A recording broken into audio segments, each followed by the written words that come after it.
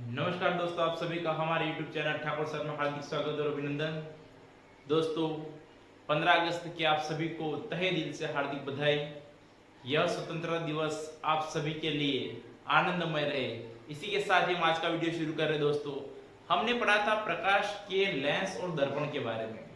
दर्पण का स्वभाव और लेंस का स्वभाव जो होता है उसमें थोड़ी सी भिन्नता होती है, और हमने दर्पण पे चर्चा की थी समतल दर्पण के बारे में। आप सभी को ध्यान होगा कि हमने दर्पण के बारे में 3 नियम बताए थे।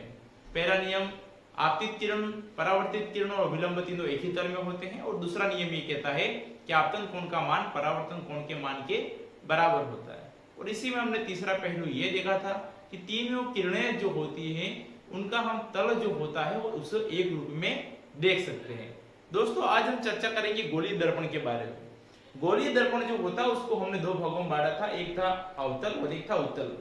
जिस प्रकार एक गेंद होती है, उस गेंद को हम यदि बीच में से काटे तो उसकी 2 सतह बनेगी, एक तो अंदर धसी हुई और एक बाहर उभरी हुई। जो उभरी हुई सतह होती है, यदि वह परावर्तन का कार्य करे तो उसको हम कहेंगे उत्तल दर्पण, और मान लीजिए धसी हुई सतह जो है वह परावर्तन का कार्य करेगी तो उसे हम कहेंगे अवतल दर्पण।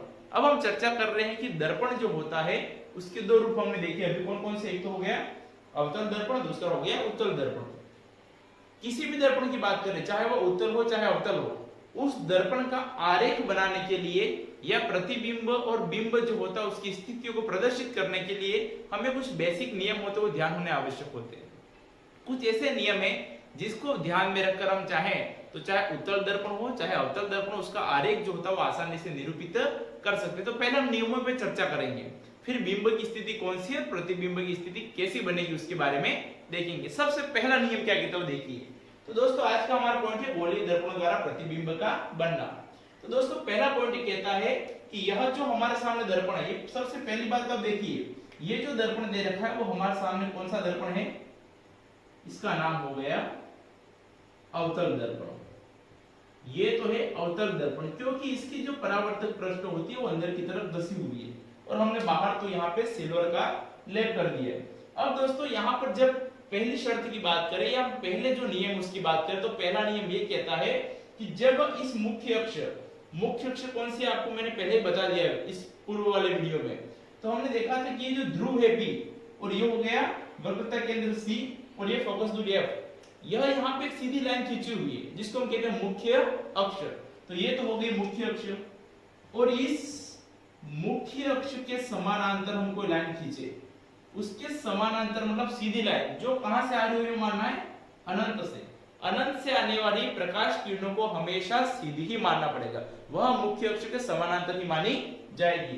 तो जब आप इस मुख्य अक्ष के समानांतर को प्रकाश की किरण दर्पण के ऊपर आपतित करते हैं तो वह दर्पण से टकराने के पश्चात फोकस से होके गुजरती है। यह जो मैंने कथन कहा है यह हमारा पहला नियम कहलाता है।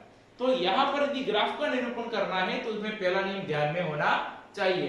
तो पहला नियम क्या कह रहा है? अवतल दर्पण के हिसाब से देखें तो इस मुख्य अक्ष के समानांतर आने वाली प्रकाश की किरण टकराने के पश्चात अर्थात परावर्तित होने के पश्चात फोकस से होके गुजरती है। परंतु यही स्थिति हम इसमें देखें, इसका क्या नाम हो गया दर्पण का?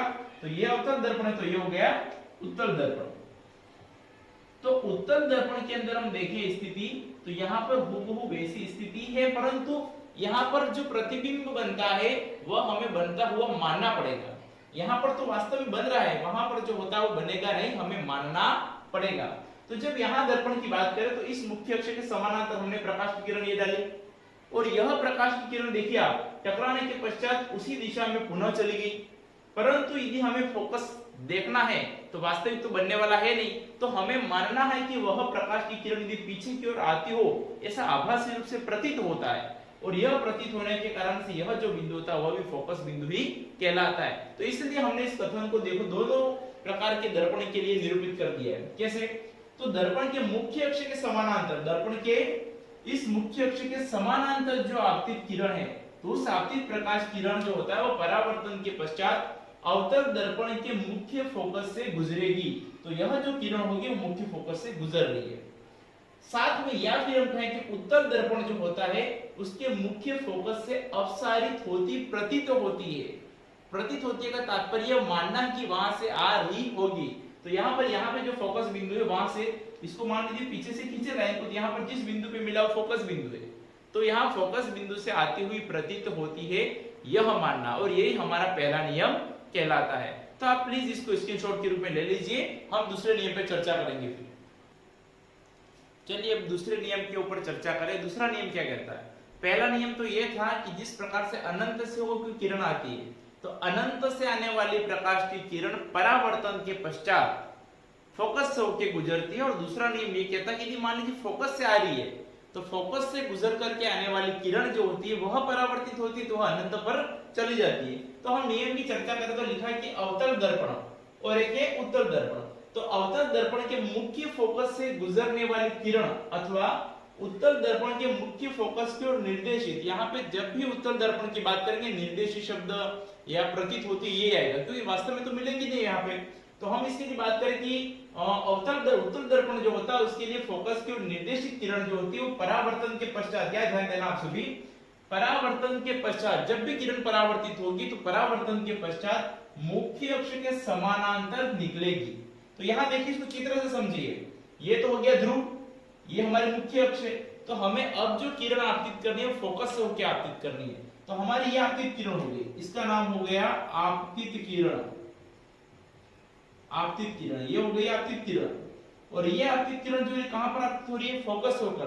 तो फोकस से होकर के हमने इसको आपतित किया दर्पण पे, और जब ये दर्पण पर टकराई तो टकराने के लिए पहला जो नियम हमने पढ़ा था आपको पता है, आपतन कोण का मान परावर्तन कोण के मान के बराबर होता है। तो जिस तिर्यक कोण के साथ ये आपतित हुई उसी तिर्यक कोण के साथ में वापस जाएगी।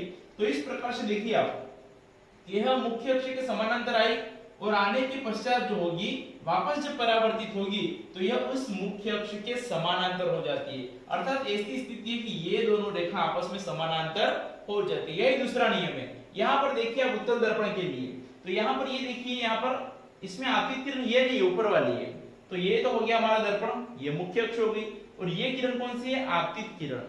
अब यहाँ पर हम देखिए ऐसा क्यों करेंगे, क्योंकि आपतित किरण ये इसलिए मानेंगे क्योंकि हमें फोकस से होके गुजारनी है, यह प्रदर्शित होती है। ये शब्द हमने यहाँ पर उपयोग किया, निर्देशित हो रही है।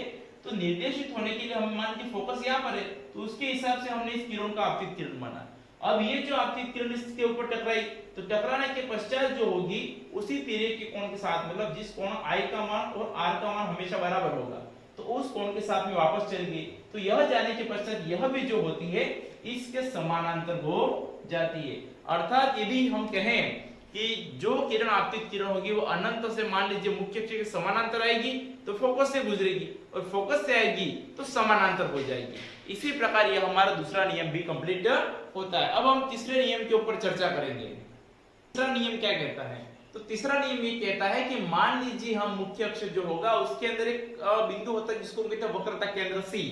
यदि कोई प्रकाश की किरण इस प्रकार आपतित करे कि वह वक्रता केंद्र से होकर के गुजर करके मान लीजिए दर्पण पर आपतित होती है, तो वह वापस उसी पथ के अनुदिश वापस चली जाती है। अर्थात यदि मान लीजिए हम ऐसी लाइन खींची जो C से होकर गुजरे और वह दर्पण के ऊपर गिर रही है, तो वापस वह उसी दिशा में अर्थात C से होकर ही गुजरकर वापस चली जाएगी। तो देखिए आप इसको समझिए, अवतल दर्पण के वक्रता केंद्र से गुजरने वाली किरण अथवा उत्तल दर्पण के वक्रता केंद्र की ओर निर्देशित, यहाँ पर बार-बार निर्देशित शब्द प्रयोग किया जाएगा।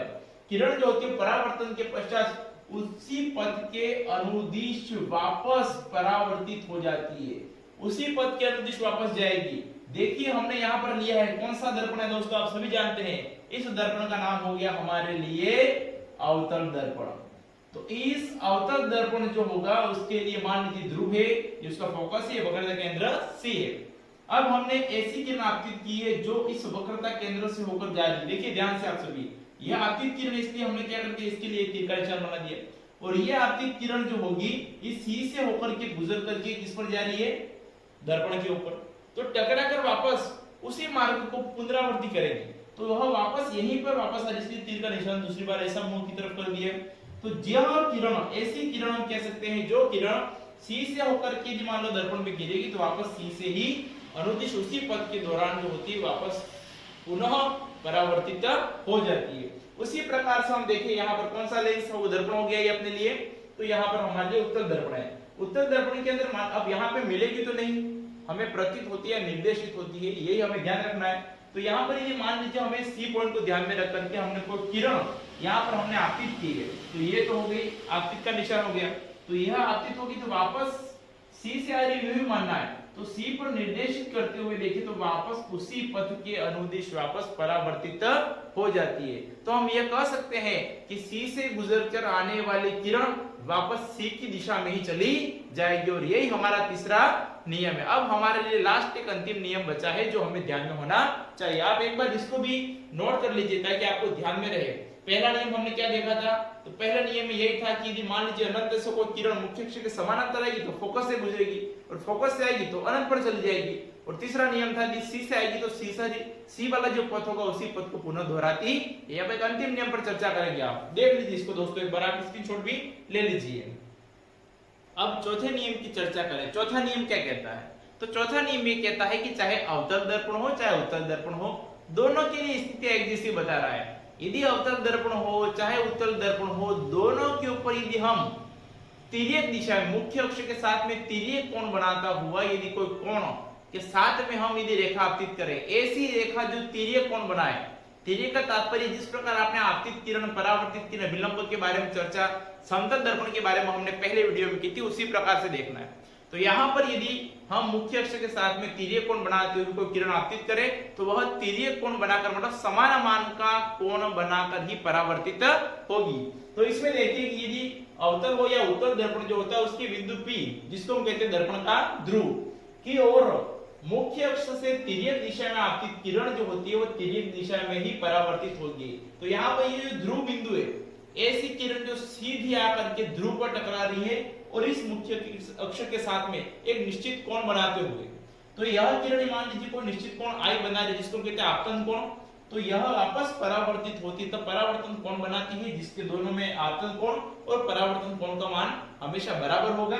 इस सिद्धांत यह तिर्यक दिशा के अंदर से आ रही तो तिर्यक दिशा में वापस परावर्तित हो जाती है। यह जो है बात, यही बात हमारे इस उत्तल दर्पण के लिए भी सिद्ध होती है। तो उत्तल दर्पण के अंदर भी मान लीजिए तिर्यक दिशा के अंदर कोई कोण, तिर्यक कोण आई के साथ में आपतन कोण के साथ में कोई किरण आपतित हो रही है तो निश्चित रूप से वो परावर्तित होगी, तो उस परावर्तन कोण का मान भी उस आपतन कोण के मान के बराबर होगा, अर्थात वह भी तिर्यक दिशा में ही जाएगी। तो इस प्रकार से चारों नियम हमने स्पष्ट कर दिए। अब मेरे ख्याल से ये चार नियम किसी को ध्यान में है तो हम जब अवतल दर्पण का किरण चित्र बनाएंगे, ऐसे जो डायग्राम बनाए उससे थोड़े से टफ कह सकते हैं, परंतु यदि हमें बेसिक नॉलेज ये चारों बातें, मुख्य बातें आपको ध्यान में है तो निश्चित रूप से हम उसको आसानी से बना सकते हैं। अब हम मेन पॉइंट की चर्चा करेंगे कि हमारे अवतल दर्पण के द्वारा बिंब की विभिन्न स्थितियां होती है, तब प्रतिबिंब जो होगा वो कहां-कहां बनेगा, ये चीज हमें ध्यान में होनी चाहिए। तो इसको पढ़ने के लिए सबसे पहले आपको ये चार नियम याद होने चाहिए। अब आगे हम चर्चा करते हैं अवतल दर्पण के लिए बिंब की विभिन्न स्थितियों पर प्रतिबिंब कहां बनेगा, कैसा बनेगा, उसका आकार, उसकी आकृति और स्थिति के बारे में चर्चा करेंगे। तो आइए इस पर चर्चा करें। चलिए दोस्तों, अब महत्वपूर्ण बिंदु पर आते हैं कि अवतल दर्पण के लिए कौन सी स्थिति में बिंब है तो बनने वाला प्रतिबिंब की स्थिति कैसी होगी, कहां बनेगा, उसका आकार कैसा होगा और उसकी जो होगी स्थिति कैसी होगी, इसके बारे में हम चर्चा करें। तो प्यारे दोस्तों, यहां से निश्चित रूप से आप 10वीं क्लास के स्टूडेंट हो तो आपके बोर्ड एग्जाम में 100% प्रश्न आएगा। यहाँ पर हम कहेंगे सबसे महत्वपूर्ण टॉपिक होगा, और जो विद्यार्थी अपने इस वीडियो के द्वारा अच्छी तरीके से समझ लेगा तो उसको किसी प्रकार की कोई दिक्कत नहीं होगी। दोस्तों, हम निश्चित रूप से ऐसा आधार तैयार करना चाहते हैं जो आधार के द्वारा आप कैसा भी प्रश्न आए हो किसी भी तरीके से घुमाएं, चाहे सीधा हो या उल्टा हो, परंतु आप उसको सही तरीके से अटेंड कर सके, इसके लिए हम वीडियो में आपका जितना भी हो सके ध्यान अवश्य रखते हैं। तो दोस्तों, हम चर्चा करें कि हमारे लिए अवतल दर्पण के लिए, हम अभी अवतल दर्पण पर आए, तो अवतल दर्पण के लिए बिंब की स्थिति कैसी होगी तो बनने वाला प्रतिबिंब कैसा होगा। तो सबसे पहले पॉइंट के बारे में चर्चा करें हम, तो पहला पॉइंट ये कहता है कि जब बिंब की स्थिति कहां पर हो, अनंत पर हो। यहाँ पर ये जो अनंत, फोकस, वक्रता केंद्र, ये जो शब्द हैं, इन शब्दावली को मैंने आपको फर्स्ट वीडियो में पहले ही समझा दिया, बता दिया है कि अनंत का मतलब होगा जो मुख्य अक्ष के समानांतर को किरण आ रही तो वो अनंत से। वक्रता केंद्र कौन सा है, यदि उस जो भी हम पृष्ठ लेते हैं, द्वारक लेते हैं, उसको यदि पूरे गोले का भाग माने तो जो उसका केंद्र बिंदु है वो वक्रता केंद्र है। और अनंत से आने वाली किरण जो होती है परावर्तन के पश्चात जिस बिंदु पर मिलती है या मिलती हुई प्रतीत होती है वो उसका फोकस बिंदु है। और जो उस दर्पण का जो हमने भाग लिया, द्वारक लिया, उसका जो केंद्र भाग है उसको हमने कहा था ध्रुव। तो यह शब्द आपको ध्यान में होने चाहिए। अब इसके ऊपर चर्चा करें। पहले हम चार्ट को समझते हैं, उसके बाद में हम समझेंगे उसके जो ग्राफीय निरूपण होता है, एक प्रकार से हम कहें कि आरेखीय जो निरूपण हम करेंगे उसके बारे में चर्चा करेंगे। जो हमने अभी 4 नियम पढ़े थे फर्स्ट वाला आपको, तो उन नियमों के आधार पर हम जो होगा चार्ट की तरह जो चार्ट बना हुआ है उस चार्ट की तरह हम एक चीज और बनाएंगे जिसको हम कहेंगे उसका आरेखीय निरूपण। तो इनका आरेखीय निरूपण भी पूछ सकता है, तो हम दोनों को एक साथ लेंगे। उसकी तुलना में जब डायरेक्ट चार्ट पढ़े तो वो बहुत आसान होगा, क्योंकि चार्ट को हम आसानी से ट्रिक के द्वारा भी समझ लेंगे। तो प्यारे मित्रों चर्चा करें, आप सभी ध्यान दीजिए कि जब बिंब की स्थिति कहां पर हो, अनंत पर हो। जब बिंब अनंत पर हो तो निश्चित रूप से बनने वाला प्रतिबिंब फोकस पर ही बनेगा। तो बिंब का अनंत पर है और प्रतिबिंब का बन रहा है फोकस पर। और जो फोकस मतलब किसको कहेंगे, तो हम एक छोटे से चित्र के द्वारा समझिए कि जैसे मान लीजिए हमने ये ले लिया एक दर्पण लिया जिसका नाम है अवतल दर्पण। इस अवतल दर्पण के केंद्र में एक मुख्य अक्ष बना दी और हम बिंब को अनंत पर मान रहे हैं। तो अनंत पर मानने की वजह से एक सीधी सी लाइन आएगी, तो यह किस बिंदु पर गुजरेगी, फोकस पर। दोनों भाई हमने इस मुख्य अक्ष के ऊपर और नीचे दोनों तरफ लाइन ली है, तो यह फोकस पर आकर मिल गई। तो जब आप अनंत से किरण ला रहे हो फोकस पर मिल रहे, तो अनंत पर तो बिंब हो गया और जहां मिल रही वहां क्या बनता है, प्रतिबिंब। तो यह प्रतिबिंब जो बना कितना बनेगा, बिल्कुल छोटा सा, बिल्कुल बिंदु के रूप में बनेगा, इसलिए इसको बिंदु शब्द के रूप में प्रयोग करेंगे। तो प्यारे मित्रों आपको ध्यान में होना चाहिए स्थितियां कि किस प्रकार की स्थिति पर हम चर्चा कर रहे हैं। तो यहाँ ध्यान दीजिए बिंब कहां पर है, अनंत पर है, तो प्रतिबिंब कहां बनेगा, फोकस पर। और यह अत्यधिक छोटा बिंदु होगा और हमेशा वास्तविक और उल्टा ही रहेगा। एक ही स्थिति ऐसी आती है, जो स्थिति हम दे रहे हैं 6 स्थितियां, उसमें से एक स्थिति ही ऐसी आएगी जहां पर आभासी और सीधा होगा। जहां आभासी शब्द का उपयोग कर रहे हैं, आभासी मतलब जो वास्तव में है नहीं, तो जब आभासी शब्द का उपयोग करेंगे तभी हम सीधा करेंगे और वास्तविक हमेशा उल्टा ही होगा। ऐसा भी कह सकते हैं कि सच्ची बात करें तो हमेशा उल्टी लगती है, उस तरीके से भी आप ध्यान में रख सकते हैं कि वास्तविक वह उल्टा होगा। उसके बाद में दूसरी स्थिति कौन सी है, अनंत और सी के मध्य। जब अनंत और सी के मध्य दे तो भी आपको ध्यान रखना है। और यदि ये कहे कि सी से परे, सी से परे का मतलब हो गया सी से दूर, मतलब अनंत की ओर, तो इसलिए हम उसको कह सकते हैं अनंत और सी के मध्य में। यदि ऐसी स्थिति आ जाए तो बनने वाला प्रतिबिंब होगा एफ और सी के मध्य, मतलब फोकस और वक्रता केंद्र सी के बीच में बनेगा। और साथ में यह पहले बिंदु था थोड़ा सा बड़ा है तो छोटा मान लीजिए, उसकी तुलना में ये थोड़ा सा छोटा है और वास्तविक और उल्टा बनेगा। पहले बिल्कुल बिंदु था, अब थोड़ा बढ़ रहा है धीरे धीरे, परंतु जितना वास्तविक साइज होती है उसकी जैसा हुआ नहीं है, तो यह भी वास्तविक और उल्टा ही बनेगा। उसके बाद में मान लीजिए हम बिंब की स्थिति माने वक्रता केंद्र सी पर माने। यदि बिंब वक्रता केंद्र सी पर है तो बनने वाला प्रतिबिंब भी सी पर ही बनेगा। और साथ में यह जो होगा वह समान है, वह सी पे है, सी पे बना है, तो हम कह सकते हैं यह जो होगा समान ही बनेगा और यहाँ स्थिति रहेगी वो वास्तविक और उल्टा ही बनेगा।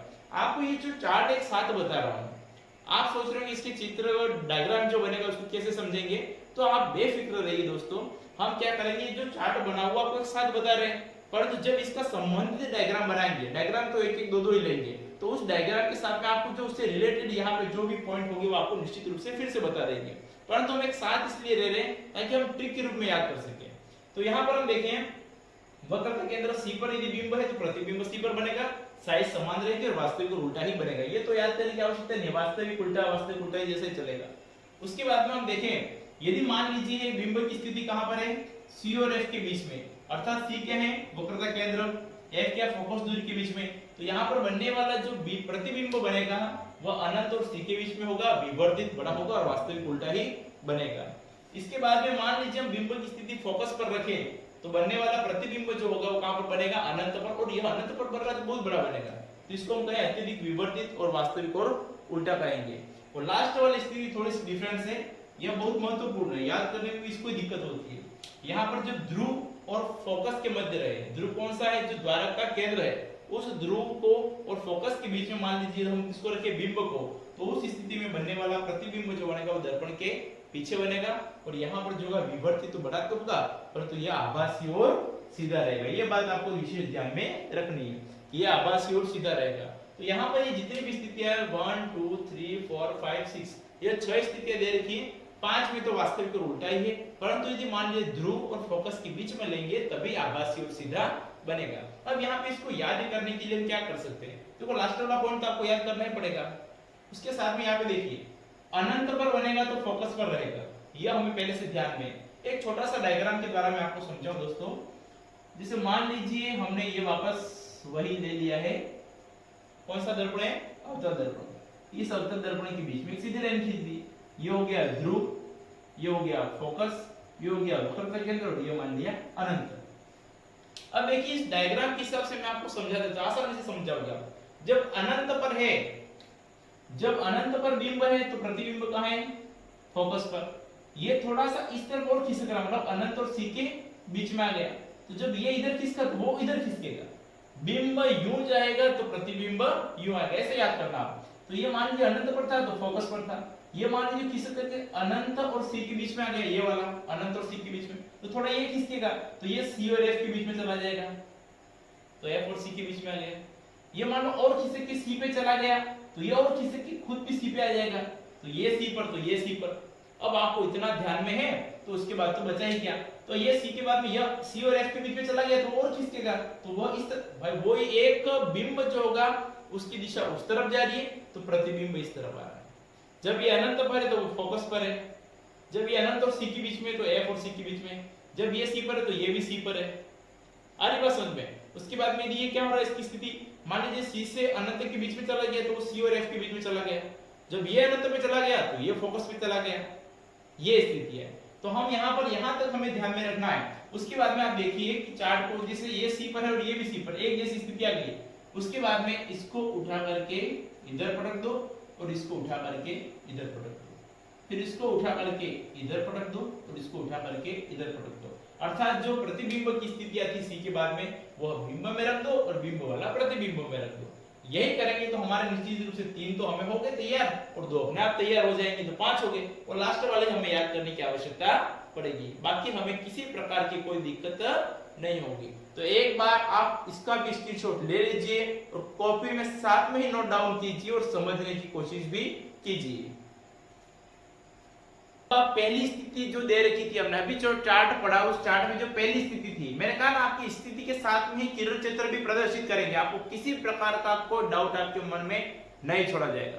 तो पहली स्थिति क्या थी देखिए एक बार वापस, अनंत पर जब बिंब कहां था, अनंत पर, तो प्रतिबिंब की स्थिति कौन सी है, फोकस पर, और बिल्कुल छोटा बिंदुवत बनता हुआ साइज में और वास्तविक और उल्टा। अब इसको समझिए आप, चित्र के द्वारा भी साफ ही बता देते हैं। यह हमारा जो चित्र है कौन सा दर्पण ले रखा हमने पढ़ रहे, वो हम किसके बारे में चर्चा कर रहे हैं, अवतल दर्पण के बारे में। आप इस चित्र से वैसे समझ जाओगे। तो ये अवतल दर्पण ले रखा है। अब इस अवतल दर्पण में हमने जो बिंब ए बी लिया है उसको अनंत पर माना है, बिंब का अनंत पर, और जब बिंब अनंत पर होगा तो आपतित किरण जो होगी या बिंब से आपतित किरण जो होगी वो हमेशा सीधी होगी, अर्थात मुख्य अक्ष के समानांतर होगी। तो ये बिंब ए बी ले लिया, अब ये मुख्य अक्ष हो गई और उसके समानांतर, तो इसके समानांतर ये सीधी लाइन हो गई, और यहां से नीचे वाले हिस्से से देखें तो ये सीधी लाइन हो गई। और हमने पहले जो 4 नियम पढ़े थे उसमें बताया था कि जब अनंत से कोई सीधी किरण आती है तो वह परावर्तित होकर के मुख्य जो फोकस होता है उस फोकस से होके गुजरती है। तो ये अनंत से किरण आई तो फोकस से गुजरी, यहाँ अनंत से आई तो फोकस से गुजरी, अर्थात यहाँ पर जब बिंब अनंत पर है तो यह फोकस जहां टकराती है वो कौन सी स्थिति हो जाएगी, प्रतिबिंब की। तो प्रतिबिंब कहां पर बन रहा है, फोकस पर। इसलिए जब बिंब अनंत पर है तो बनने वाला प्रतिबिंब हमेशा फोकस पर बनेगा। जब बिंब अनंत पर है तो प्रतिबिंब फोकस पर बनेगा। तो बिंब अनंत पर था इसलिए प्रतिबिंब फोकस पर बन गया। तो यह F बिंदु जो होगा यहाँ पर इस प्रतिबिंब का निर्माण हो गया। अब ये जो प्रतिबिंब बना, बिंब तो हमने अनंत पे लिया है, बहुत बड़ा है, पर तो बनने वाला प्रतिबिंब कैसा, बिल्कुल छोटा बिंदु जैसा है, इसलिए इसको बिंदुवत कहेंगे। और ये वास्तव में बन रहा है इसलिए इसको वास्तविक और उल्टा कहा जाएगा। तो देखिए नेक्स्ट स्थिति क्या कहती है, हमारी नेक्स्ट पोजीशन ये बताती है कि जब बिंब को हमने अनंत से थोड़ा आगे लाए, अनंत और सी के मध्य में, तो जब बिंब को अनंत और सी के मध्य में लाएंगे तो फोकस से थोड़ा सा पीछे हटेगा, अर्थात वह फोकस और सी के बीच में चला जाएगा। ये हमने चार्ट से पहले देख लिया और इसका साइज कैसा होगा, छोटा और वास्तविक उल्टा। अब इसको चित्र से समझिए आप। देखिए चित्र बनाना बहुत इजी है, थोड़ा सा पोजीशन ध्यान में होनी चाहिए। हमने जो नियम 4 पढ़े थे उसी से चित्र बनेगा, एक बार देख लीजिए आप। हमने क्या कर दिया, वापस ये भी दर्पण ले लिया, मुख्य अक्ष बना दी और बिंब को जो अनंत पे था उसको कहां पे ले आया, सी और अनंत के बीच, मान लीजिए ये अनंत है तो ये अनंत हो गया और ये सी हो गया, उसके बीच में लाए। जब इसको यहाँ पर लाए तो एक सीधी लाइन हमें खींच लेनी है, उस सीधी लाइन को दर्पण पे टकराना है और जो लाइन सीधी होती है मतलब मुख्य अक्ष के समानांतर है वह टकराकर कहां से निकलेगी, फोकस से। तो हमने एक सीधी लाइन जो खींची वह टकराने के पश्चात कहां पर जा रही है, फोकस से होकर के गुजर रही है। बस ऐसा ड्रॉ कर दो एक लाइन। अब बात कर रहे हैं दूसरी लाइन। दूसरी लाइन कैसे ड्रॉ करेंगे, तो जो आपने बिंब लिया उसका ऊपर का शीर्ष बिंदु लीजिए और वहां से एक सीधी लाइन सी से गुजरनी है। और हमने ये भी पढ़ा है कि जब कोई बिंब जो होगा, यहां कहें कि दर्पण पर कोई किरण ऐसी जो वक्रता केंद्र सी से होकर के आपतित होती है तो वापस उसी मार्ग को पुनः दोहराती है, वापस उसी दिशा में पुनः जाएगी। तो यहाँ पर यदि मान लीजिए किरण आ जाए सी से, ये वाला सी बिंदु है तो इस वक्रता केंद्र से होकर जा रही है तो वापस टकराने के पश्चात पुनः उसी मार्ग को दोहराएगी। तो इधर आई और इधर से चली गई। तो यह दोनों किरणें जो इधर से आकर के इधर गई वो, और एक यहाँ पे फोकस हो गया वो, जहां टकराती है उस टकराने वाले बिंदु और मुख्य अक्ष के बीच में एक सीधी लाइन खींच दो। और यह जो सीधी लाइन खींची उसको नाम दे दीजिए ए डैश और बी डैश, क्योंकि हमने बिंब को ए बी कहा था तो प्रतिबिंब को ए डैश बी डैश कह दीजिए। और यह हो गया प्रतिबिंब। अब इसका साइज देखिए आप, बिंब तो इतना बड़ा है, प्रतिबिंब इतना है, तो इस बिंब की तुलना में क्या है, छोटा है, इसलिए इसका साइज कहेंगे छोटा है। ये तो आपको निश्चित रूप से समझ में आ गया। दूसरा देखिए बिंब कैसा है, सीधा है। ये जो तीर का निशान समझ लो मैं खड़ा हूं तो मेरा जो सर का भाग हो गया, वैसे ही यहाँ पर ये तीर के सर का भाग हो गया। तो ये तीर सीधा है परंतु यहाँ पे तीर कैसा बन गया, उल्टा, इसलिए इसको बोलते हैं वास्तविक और उल्टा। समझ में आ गई होगी आपको बात ये। तो हम देखें कि बिंब जो होगा यदि वो कैसा है, बड़ा है, परंतु बनने वाला प्रतिबिंब जो होगा वो छोटा हो गया। कौन सी स्थिति में, जब अनंत और सी के मध्य में बिंब हो तो उस स्थिति में प्रतिबिंब एफ और सी के बीच में बनता है। ये किरण चित्र बनाना बहुत ही सरल है। आपको एक सीधी लाइन हमेशा ऐसी खींचनी है जो फोकस से होकर गुजरे और एक सी वाली लाइन जो सी से होकर के जाएगी तो वापस सी पर जाएगी, जहां जहां मिले वहां वहां हमको मिला लेना। तो ये दूसरी स्थिति भी हमने स्पष्ट कर दिया। अब हम आते हैं तीसरी स्थिति पर। ये पोजीशन देखते हैं, हमने दो पोजीशन तो देख ली थी, अब हम नेक्स्ट दो पॉइंट अपने जो बचे उस पे आते हैं। तो यहाँ पर दोनों को एक साथ ले लिया हमने। जब बिंब की स्थिति सी पर है तो बनने वाला प्रतिबिंब भी सी पर होगा, जब वो भी सी पर है वो भी सी पर है, अर्थात वहां की जो साइज होगी वो भी समान होगी और वास्तविक और उल्टा ही बनेगा।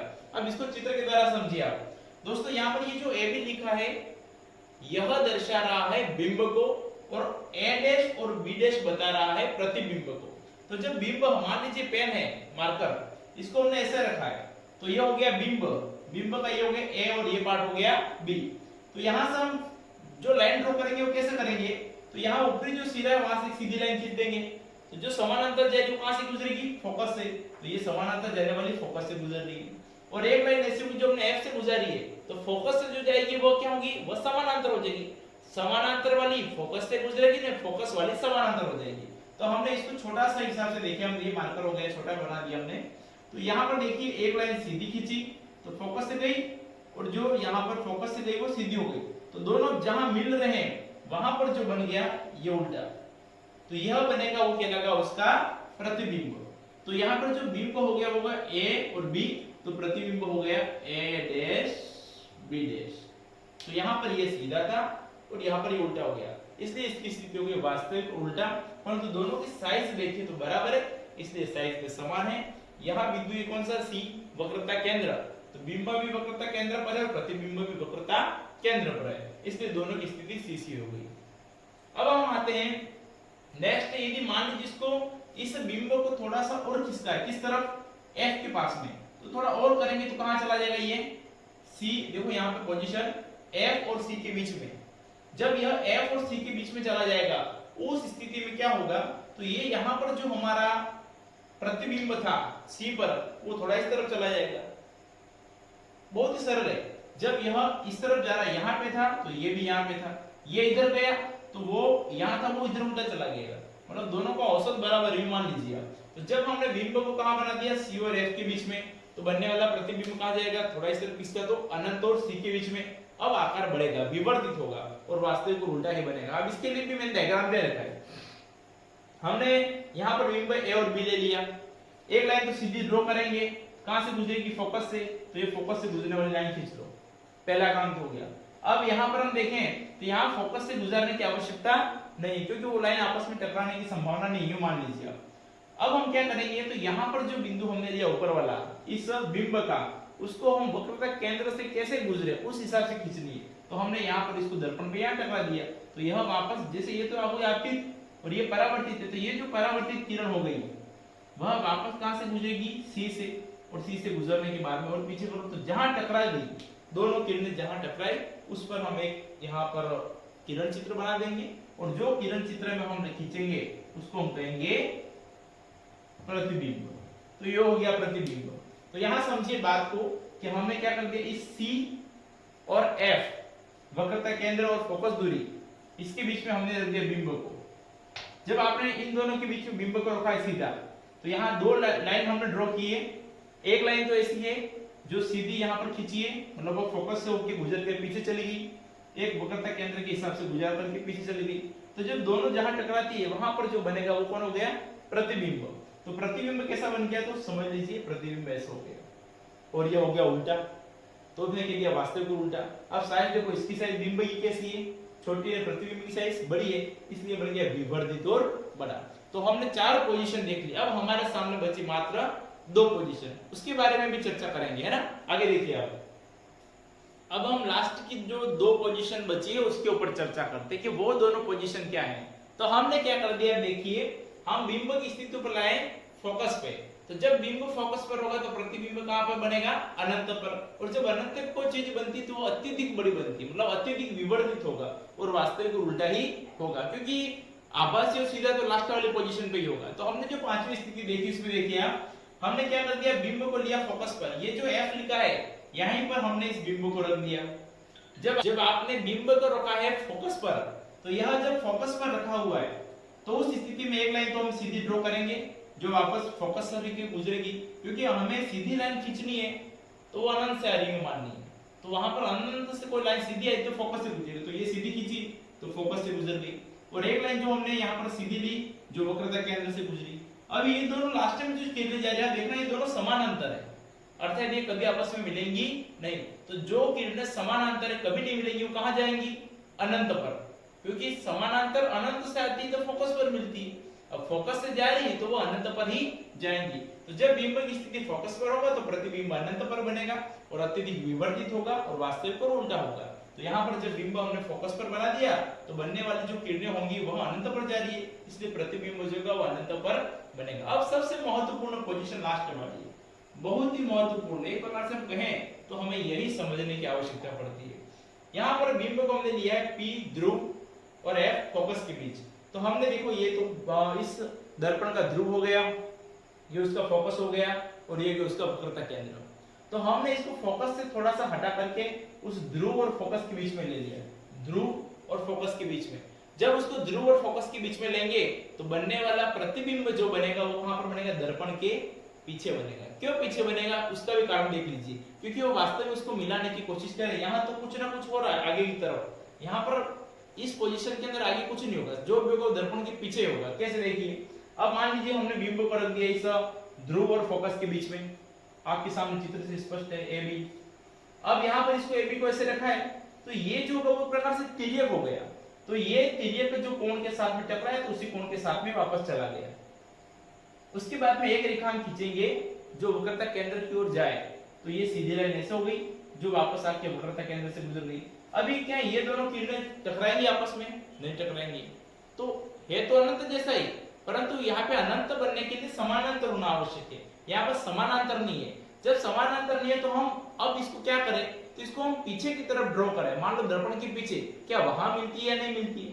तो उस पोजीशन में हमने क्या कर दिया कि ये जो सीधी लाइन होती है यहाँ वाली, इसको पीछे की तरफ ड्रॉ कर दिया, और जो लाइन यहाँ पे ये थी वाली कौन सी, जो ध्रुव से टकरा के तिर्यक वापस लौटी थी, इसको भी ड्रॉ कर दिया। तो दोनों या करके यहाँ पर दोनों किरणें टकरा गई, और जहां टकराई वहां पर हम उसको प्रतिबिंब की स्थिति जो होती है उसको ड्रॉ कर देंगे। तो इससे हमें पता चल जाएगा कि बिंब जो होगा वह छोटा है पर प्रतिबिंब बड़ा है। और दूसरी स्थिति हम कहें कि बिंब जो होगा वह कहां पर है, P और F के बीच में, तो बनने वाला प्रतिबिंब दर्पण के पीछे होगा और साथ में यह विवर्धित होगा। इस प्रकार से हमने हर स्थिति होगी, जितनी भी स्थितियां छह उनके लिए बनने वाला बिंब कैसा है तो बनने वाला प्रतिबिंब कैसा होगा, उसकी आकृति कैसी होगी, साइज कैसी होगी, उसके बारे में चर्चा कर लें। अब हमारे लिए अंतिम पॉइंट जो बचा वह है अवतल दर्पण के उपयोग, तो इसके बारे में हम चर्चा कर लेते हैं। आप इसका भी स्क्रीनशॉट ले लीजिए दोस्तों। चलिए अवतल दर्पण के उपयोग के बारे में बात करें तो अवतल दर्पण जो होगा उसका सबसे पहला उपयोग हम बात करें तो पहला इसका उपयोग ये है कि यह हमारी गाड़ी जो होती है उसकी हेडलाइट जो होती है उसके अंदर उपयोग करते हैं। इससे क्या होता है कि जो प्रकाश होगा वह प्रसारित होकर के एक साथ फोकसित हो। तो हमारी गाड़ी की हेडलाइट के अंदर जो होता है, साथ में टॉर्च के अंदर, सर्च लाइट के अंदर जो होता है, ये वाहनों के अंदर प्रदीप मतलब हेडलाइट जो होती है उसमें अवतल दर्पण का उपयोग किया जाता है। इस अवतल दर्पण का उपयोग जो शेविंग दर्पण होते हैं, हम जहाँ शेविंग बनाने के लिए जाते हैं, जो बड़ा सा मिरर लगा होता है, दर्पण लगा होता है, वह दर्पण जो है वो अवतल दर्पण ही है, जिसमें हमारा चेहरा जो होगा वो आवर्धित और बड़ा बड़ा, आप जैसे पतले हो तो भी आपको लगता है सामने शेविंग दर्पण के अंदर फूले हुए से लगते हैं हमें। तो उसका कारण भी यही है कि यहाँ पर जो होता है आपका स्ट्रक्चर थोड़ा सा बड़ा दिखे, स्पष्ट दिखे, इसके लिए भी शेविंग दर्पणों में अवतल दर्पण का उपयोग किया जाता है। जो दंत विशेषज्ञ जो होते हैं, दांतों के जो डॉक्टर होते हैं, वह भी इसकी जो आंतरिक संरचना है दांतों की उसको देखने के लिए, उसको स्पष्ट रूप से देख सके, इसके लिए भी इस अवतल दर्पण का उपयोग करते हैं। और सौर भट्टियों में सूर्य के प्रकाश को केंद्रित करने में भी इसका उपयोग किया जाता है। अब ये सूर्य के प्रकाश को तो हम देख सकते हैं कि इसका स्ट्रक्चर कुछ ऐसा है, जितना प्रकाश आपतित होगा अनंत से आने वाली किरणें एक बिंदु पर इकट्ठी होंगी, जिसको हम कहेंगे फोकस। तो प्रकाश को इकट्ठा करना है, तो इकट्ठा करने के लिए इन सौर भट्टियों में भी इसका उपयोग किया जा सकता है। तो हम चार उपयोग के बारे में देखें एक बार। टॉर्च, सनलाइट और वाहनों के अंदर प्रदीपों में, शेविंग दर्पण में, दंत विशेषज्ञ के द्वारा और सौर भट्टियों में। अब आपके लिए मैंने तैयार किए दो प्रश्न, इन दोनों प्रश्नों का उत्तर आप कमेंट के अंदर जरूर देवे। गए बार जो नेक्स्ट वीडियो था उसमें बहुत सारे हमारे सब्सक्राइबर ऐसे थे जिन्होंने ये वीडियो पूरा देखा और जो मैंने दो प्रश्न पूछे थे उन दोनों प्रश्नों का परफेक्ट आंसर दिया और मुझे बहुत खुशी हुई है जानकर भी। तो दोस्तों निश्चित रूप से आप यदि पूरा वीडियो देखते हैं तो आप भी इन दो प्रश्नों का उत्तर अवश्य कमेंट बॉक्स में दीजिए। और प्यारे मित्रों, आप मुझसे जुड़े होंगे तो आपको कुछ ना कुछ फायदा अवश्य होगा। साइंस जो होगी आपके रोगों के अंदर, आपके आरबीसी के हर कण के अंदर, निश्चित रूप से हम साइंस को पूरी तरीके से घोल देंगे। आप हमसे जुड़े रहिए और जो भी वीडियो डालते हैं उसकी लिंक होगी वो अपने स्टेटस पर भी रखिए ताकि आपके साथी भी इससे ज्यादा जुड़ सके। दोस्तों आपके लिए दो प्रश्न तैयार है। पहला प्रश्न है, यदि बिंब जो होगा वक्रता केंद्र अर्थात सी और फोकस मतलब एफ के मध्य हो तो अवतल दर्पण के लिए बनने वाले प्रतिबिंब की स्थिति और उसकी प्रकृति क्या होगी। यदि हमने बिंब को कहां रखा है, वक्रता केंद्र सी और फोकस के बीच में, तो उस स्थिति में वह जो प्रतिबिंब बनेगा वह कहां बनेगा, उसकी स्थिति बतानी है और उसकी प्रकृति बतानी है हमें कि कैसी प्रकृति का बनेगा। और दूसरा प्रश्न है कि दंत चिकित्सा में दांतों के रोग के उपचार के अंदर जो विशेषज्ञ होते हैं या जो डॉक्टर होते हैं वो कौन से दर्पण का उपयोग करते हैं। और आपके सामने दो प्रश्न तैयार हैं, आप इसे भी नोट डाउन कीजिए और इसका आंसर दीजिए। दोस्तों आप सभी को फायदा होगा ही होगा और साथ में आप सभी को यह भी हम कहना चाहते हैं कि यह जो विज्ञान के अंदर दर्पण और लेंस का टॉपिक है वह बहुत सारे कंपटीशन एग्जाम में भी आता है। बहुत बहुत धन्यवाद, आपको हार्दिक आभार।